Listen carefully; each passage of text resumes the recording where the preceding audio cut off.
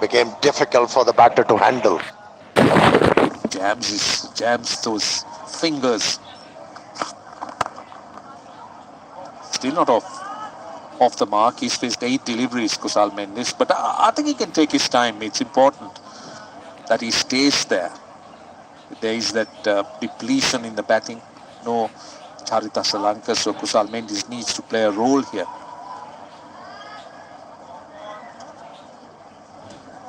Yeah, Wasim Jr. is working up some pace here, putting both the batters on a surface like this.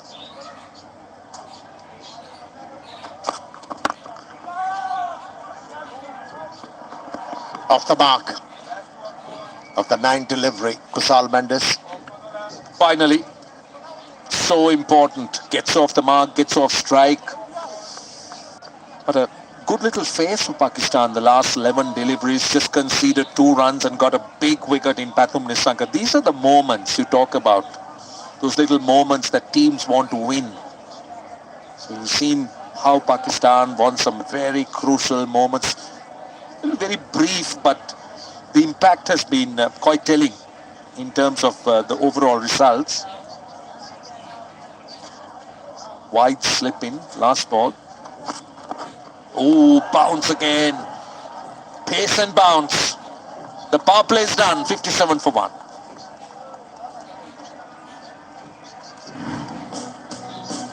Inserted into bat by the Pakistani captain, both the openers. Cream of creams. Golden Pearl 24K Gold Clam Cream Bleach. The instant glow lumber setup. The gold standard. Bowlers think. And then this happened. And it was Haris Rauf who provided that breakthrough.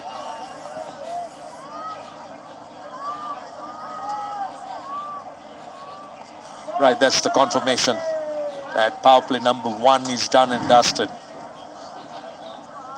Let's look at the lengths that the Pakistan seamers have bowled today. Generally landed in the length area. Has been either full or on a length. But the one that's just back of a length, that short area is the one that got the wicket of Pathum Nissanka. That shot can be misconstrued. Shot of length. Not short, shot of length. Yeah, you're right. It's not short. It's just short of a length or back of a length. Now, this is a very important phase, the second power play. I always believe that. Nicely done. Very well done by Kusal Mendes. On pads. It was all timing. And gets a boundary. Wristy plays are very attractive. And that indeed was a very attractive stroke from Kusal Mendes. Allowed the ball to come close to him, and then the wrist work.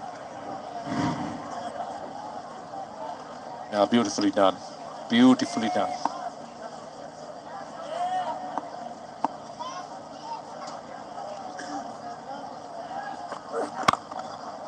More runs. Wrong line, really wrong line to bowl to Kusal Mendes. He'll enjoy himself with that line and length. Not an easy stroke to execute on drive. Making sure half stride was used, and then the pace looked very elegant, Kusal Mendes. And that's what we missed in the first 2 ODIs. His batting, his wrist work. A very attractive batsman, Kusal Mendes, and very dangerous too. Yeah, he's got 8 runs the first 2 deliveries. Again, he's going full, but this time more straighter, not towards the pads. And this gets off strike. All right, if you're looking to have insurance on your fingertips, look no further. The Flicker-free moment. You can download the app and get the insurance you need on your fingertips.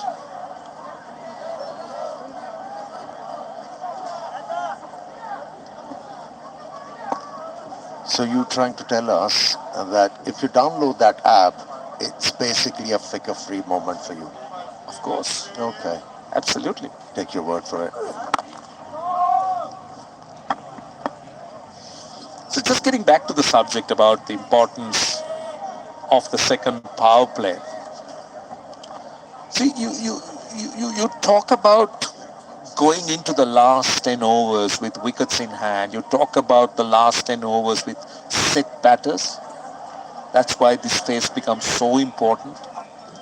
So whoever that can win this phase will be in a very good position to finish the game well or finish that innings well.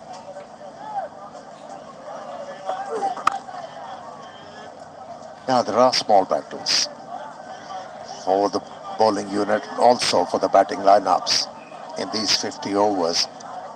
And if I'm able to win those small battles consistently, you will be rewarded in the shape of a victory. He has taken the responsibility, which is good. Mishara. He has seen his captain, Kusal Mendes, getting some momentum and also rhythm in his batting. That should calm him down.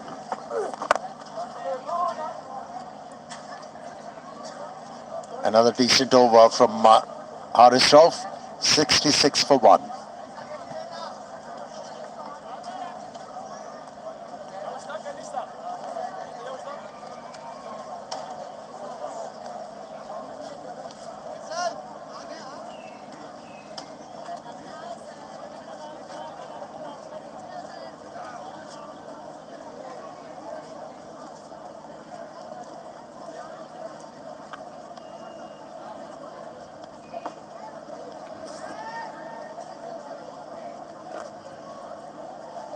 Let's look at how Sri Lanka has progressed. Some small ones, small buildings.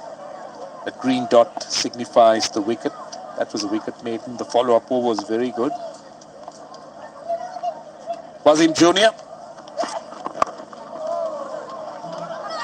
Couple of runs at least.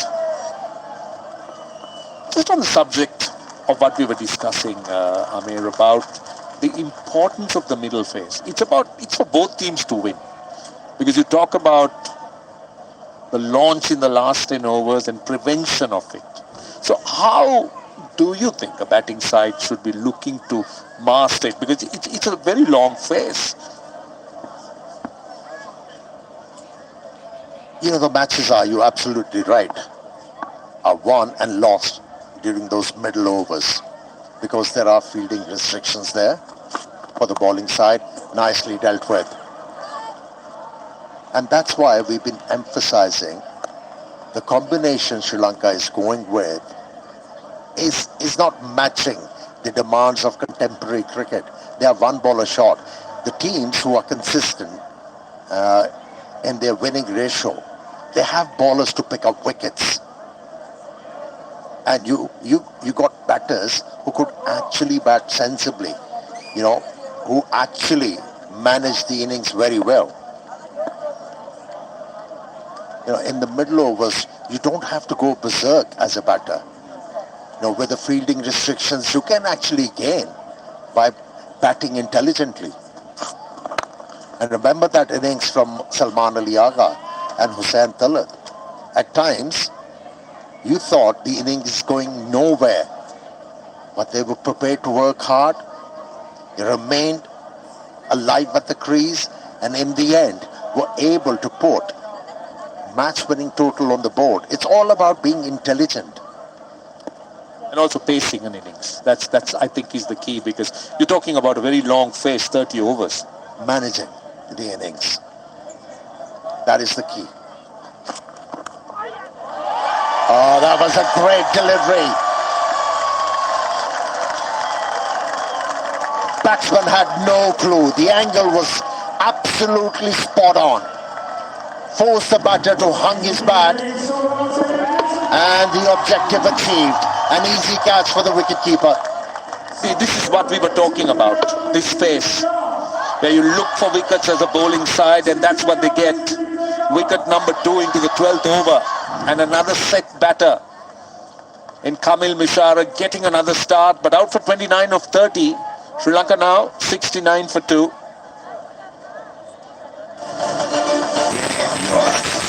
Darren Sami by Astra Ali.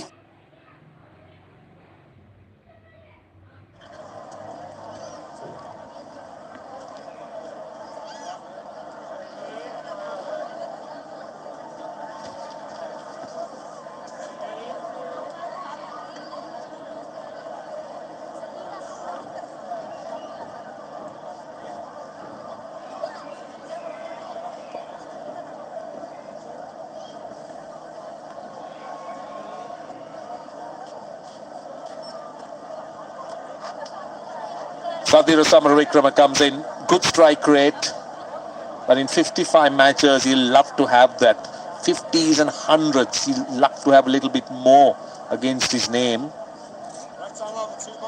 Low 30s the average, but he's a much better batter than these numbers seem to suggest. Yeah, he's been able to handle the pressure quite well, Sudhira, in this series.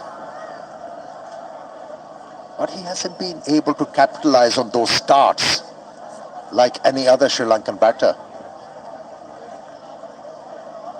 The situation is not harrowing, but still very vulnerable for Sri Lanka. Must be a big concern. That has to be a concern.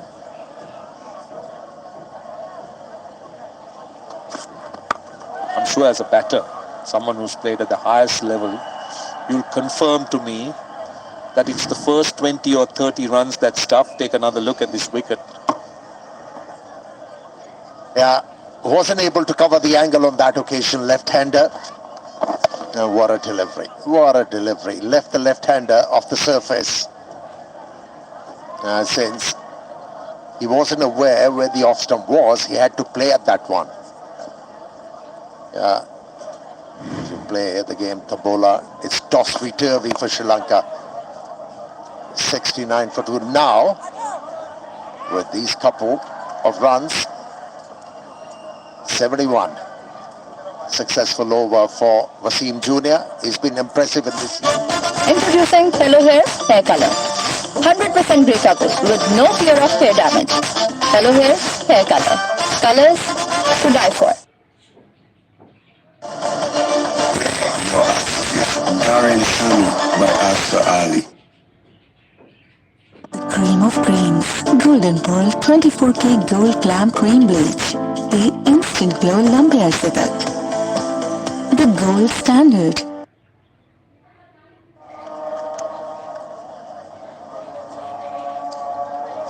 $71 for 2. Kusal Mendes and Samaravikrama together. Harish Rauf, he's been brilliant. He's been a bit expensive, but he's done his job. He's been very penetrative. Good running.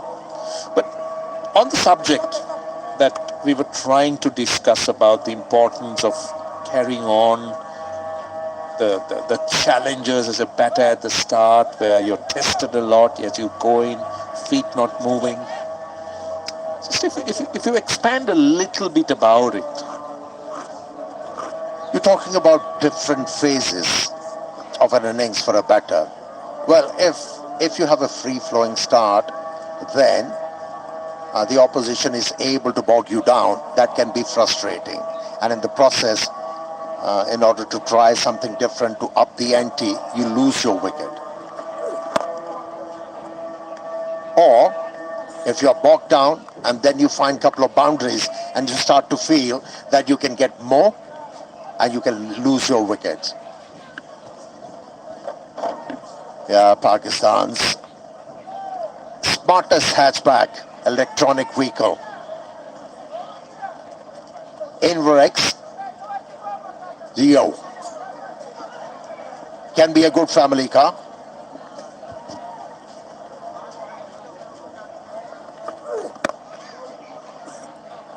It's an interesting point you make about different phases. One would think that the first 20 to 30 runs where you're really tested, you're challenged, and then you'll expect to try and build on it. But then you also talk about those phases where you just mentioned as to how batters would start and then the innings would kind of stutter a little bit and how you cope with it.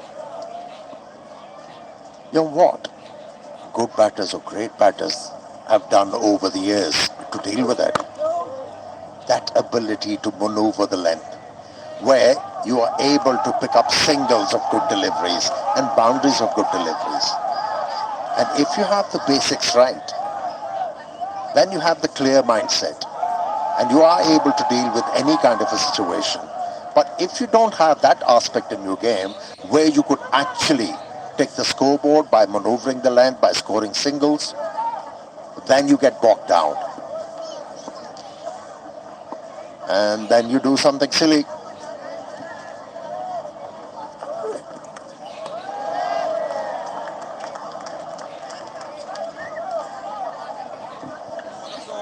One for the over.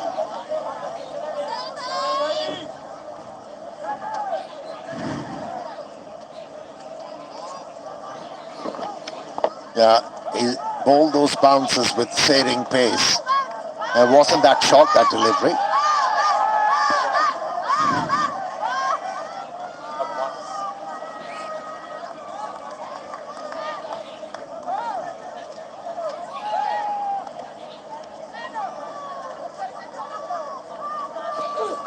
Oh, bowled.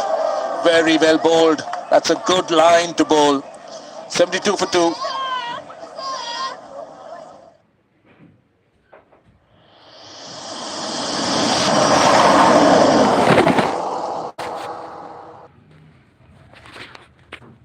Away from the right-handers. And to develop that in your repertoire, then you become more challenging for the right-handers.